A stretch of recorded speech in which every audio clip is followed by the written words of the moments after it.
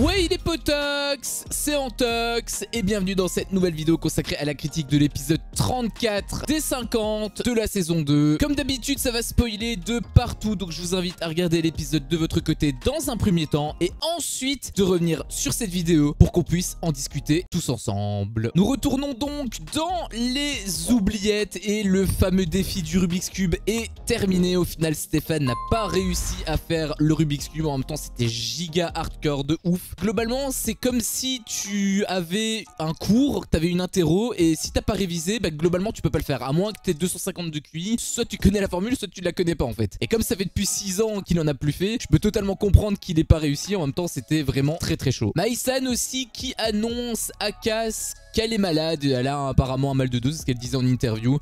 Du coup, elle va aller voir un médecin et ça va être malheureusement un petit peu décisif pour le jeu puisque elle sera absente du jeu. Je le dis directement, de toute façon, il n'a pas de partie non spoil, donc vous êtes censé être au courant qu'il y a un jeu et malheureusement, elle sera absente. Donc le lion a dit que en raison médicale, c'était autorisé, mais seulement dans une durée de 24 heures. Donc je croise les doigts pour qu'elle revienne parce que sinon, dépasser ce délai, bah, elle va être tout simplement éliminée, mais genre gratuitement. Donc ce serait vraiment dommage pour elle. Ensuite, le lion convoque tous les candidats, donc candidats et oubliés dans le salon donc des oubliettes et du château. Il fait donc la connexion. D'ailleurs, Jess, elle m'avait fait rire parce qu'elle était en train de faire coucou alors que c'était les personnes qu'elle avait éliminées. C'était complètement con. Et Louise, d'ailleurs, qui tacle Jessie, mais comme ça, elle avait dit, je sais plus ce qu'elle avait dit exactement, mais elle avait dit celle avec les lunettes de soleil. Je peux plus me la voir parce qu'elle portait des lunettes de soleil. Jess, elle avait fait des pouces vers l'autre. C'est assez drôle l'altercation qu'il y a eu là. Donc, les oubliés ont un casque et une flûte et globalement donc c'est un mini-jeu pour faire augmenter la cagnotte. Le lion va jouer 10 musiques dans le casque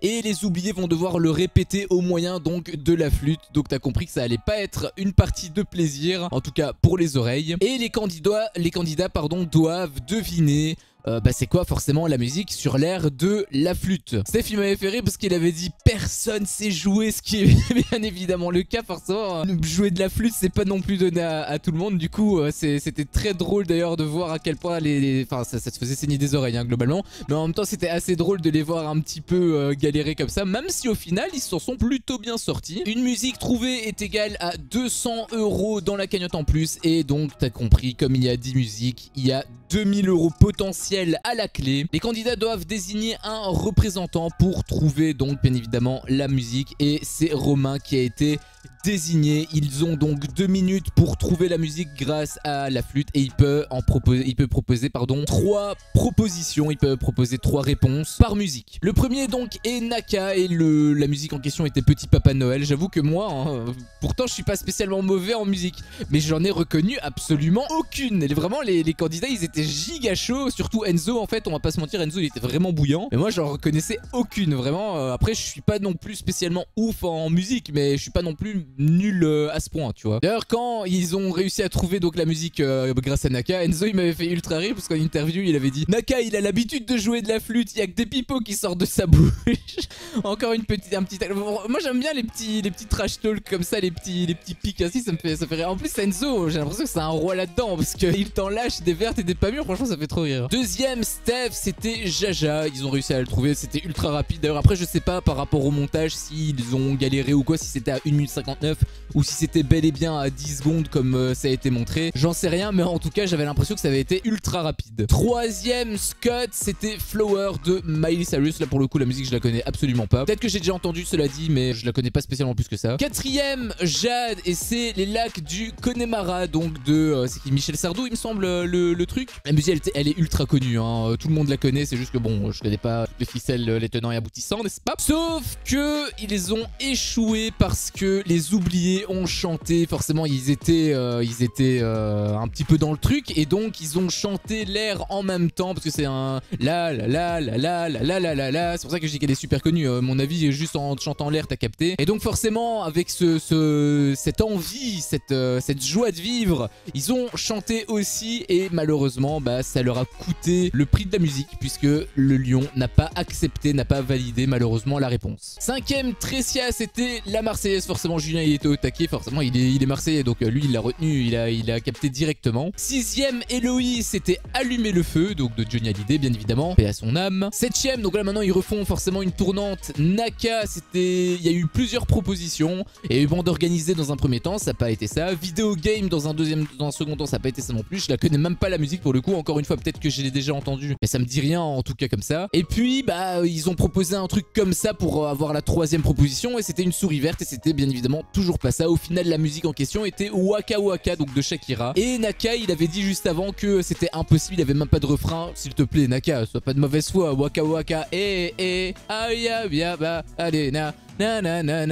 Tu peux le faire avec la flûte quand même, un minimum. Il avait dit ça comme si c'était ultra difficile, alors qu'en réalité, je pense pas ils auraient vraiment pu trouver la réponse. Après, bon, c'est pas grave, hein, c'est en 200 € de perdu. Ils auraient quand même pu trouver la réponse, ils auraient quand même pu faire un effort. Parce que, bon, après, j'étais complètement à côté de la plaque tout le long du truc. Donc, j'avoue que je suis pas super bien placé. 8ème, Stéphane, My Heart Will Go On. C'est bien évidemment la musique de Titanic. Elle est ultra connue. Et Jessie, donc c'était Jessie qui l'avait trouvé parce qu'elle est apparemment fan de Titanic. D'ailleurs, petite anecdote, j'adore Titanic. Je l'ai vu 36 fois d'affilée, je pense, quand j'étais petit. Donc ça fait un point commun avec Jessie. Et pour tous les rageux, parce que je les vois les commentaires, hein, pour tous les rageux là qui sont contre moi ou quoi, on est ensemble, hein. Jessie et moi je parle, hein, bien évidemment, pas nous deux, puisque vous détestez Jessie et donc par extension vous me détestez moi aussi. Ce qui est absolument idiot, je trouve, comme raisonnement, parce que moi je ne fais que donner mon avis sur ce que Jessie a fait. Enfin bref, je vais pas essayer de chercher trop loin, parce que sinon je risque d'avoir des maux de crâne. Donc bilan, ils ont réussi à trouver 8 musiques, enfin 9, mais il en a une qui n'a pas été validée, donc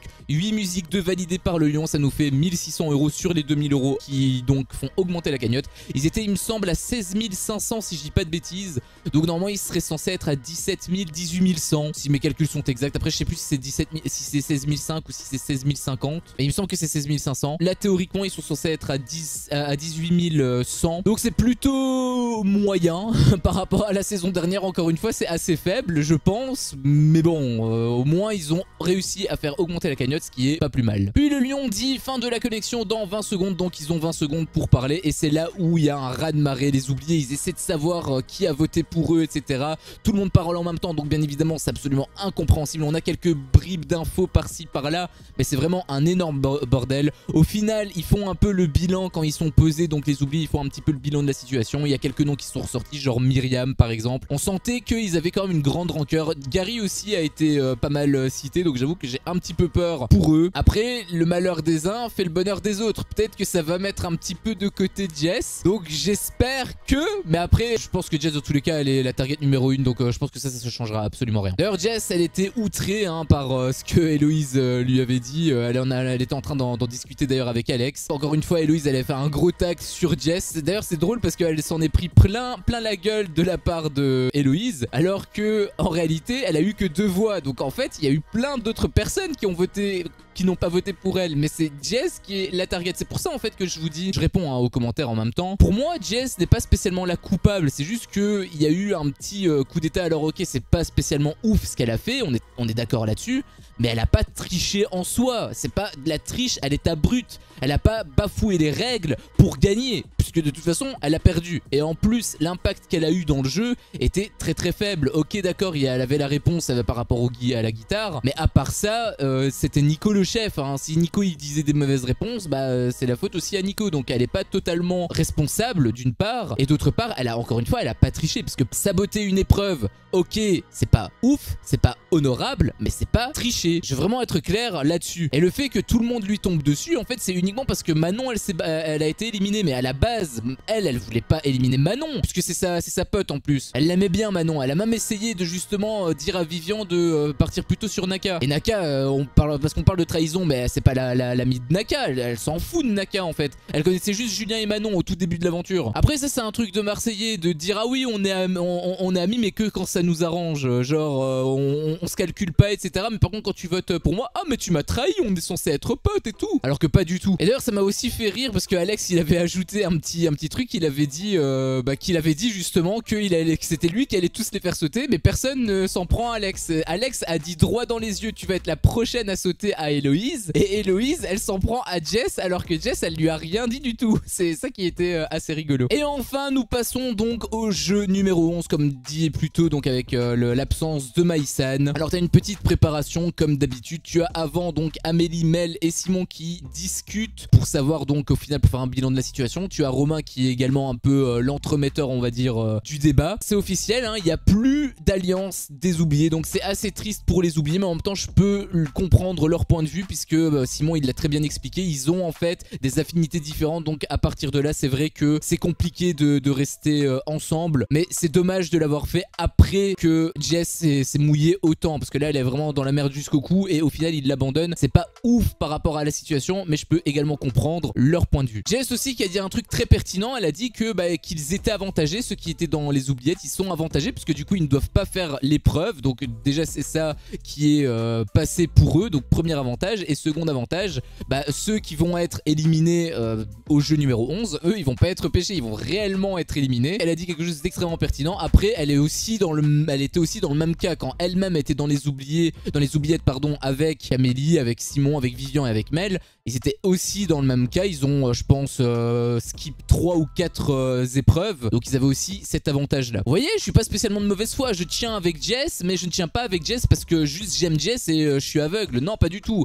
Elle aussi, elle a des avantages, il faut également le souligner. J'essaie de rester le plus honnête possible. Vivian et Simon qui étaient un petit peu en train de se chercher, ça m'avait fait un peu rire, mais par contre je pense que Vivian il est extrêmement sérieux, il va absolument tout donner pour défoncer Simon. Donc il rentre dans l'arène, tu as 4 bandes noires pardon, qui délimitent donc la limite au-delà qu'ils peuvent pas franchir. Au bout tu as une sorte, t'as plein de tubes qui sont en l'air, qui sont posés sur une sorte de socle, et le lion a dit qu'il fallait en fait faire 3 équipes de 5 joueurs et une équipe de 4 joueurs. Donc bien évidemment t'as compris que l'équipe de 4 joueurs c'était à cause de l'absence de Maïsan, et peut-être que potentiellement ils sont un peu désavantagés. Je sais pas trop quoi penser encore par rapport à ce jeu. Il faudrait peut-être voir d'abord l'épisode pour avoir quelques idées, parce que là j'ai quelques idées mais ça reste des hypothèses, donc à voir un petit peu. Le jeu donc est simple, je pense que tu l'as capté. Le but est de récupérer les quilles qui sont devant sans franchir la ligne noire. Ceux qui dépassent la ligne noire sont d'office nominés, et la dernière équipe bien évidemment à récupérer donc toutes les quilles sont également éliminées. Au final c'est une épreuve qui est assez chaude parce que en fait t'as une certaine distance entre les quilles et la bande noire. J'ai réfléchi un petit peu en même temps que tout le monde et je me dis qu'il y a peut-être moyen, genre en fait il faut se serrer les coudes, c'est-à-dire qu'il faut qu'il y en ait un je pense qui tienne le ventre de la personne qui va récupérer la quille,